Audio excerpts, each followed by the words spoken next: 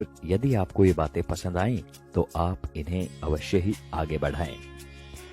आपके 1 या 2 बच्चे हैं और कभी कभार आप उनकी शरारतों पर झल्लाकर उन पर हाथ उठा देते हैं, तो जरा सोचिएगा कि एक शिक्षक इतने सारे बच्चों को कैसे संभालता है।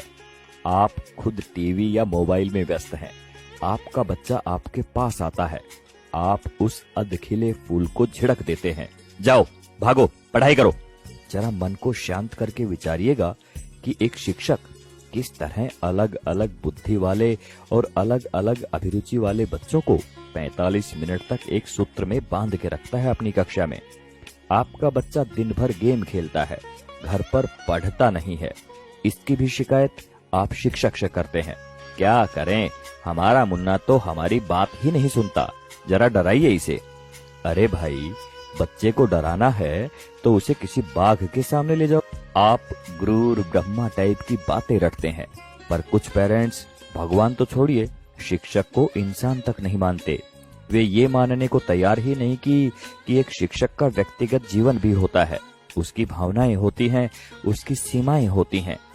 अन्य विभागों के कर्मचारियों की तरह शिक्षक सिर्फ एक वेतनभोगी ही नहीं होता, इसमें सिर्फ सेवा का आदान प्रदान ही नहीं होता, बल्कि छात्र शिक्षक के बीच तमाम मानवीय मूल्यों का भी आदान प्रदान होता है।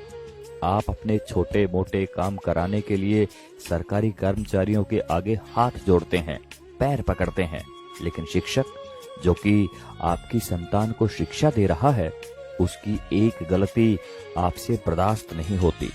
आपका बच्चा, वो बच्चा जिसके लिए आपने मंदिरों और अस्पतालों के जाने कितने चक्कर काटे होंगे, अगर एक ही चीज 3 या 4 बार पूछ ले तो आपके शरीर का तापमान बढ़ जाता है। अब जरा सोचिए कि एक शिक्षक किस धैर्य के साथ बताता है कि 3 जमा 1 और 1 जमा 3 दोनों बराबर होते हैं, भले ही ये एक दूसरे के विपरीत नजर आते हैं। अगर वास्तव में बात समझ में आ गई हो तो आपसे हाथ जोड़कर विनती है कि आप हर शिक्षक को भगवान ना सही, कम से कम इंसान समझकर उतना सम्मान अवश्य दें जो कि एक इंसान को मिलना चाहिए। सभी शिक्षक बंधुओं को समर्पित एवं सभी सम्मानित अभिभावकों को चिंतन करने हेतु प्रेषित है ये बात। आप सभी का शुक्रिया। नमस्कार। जय हिंद।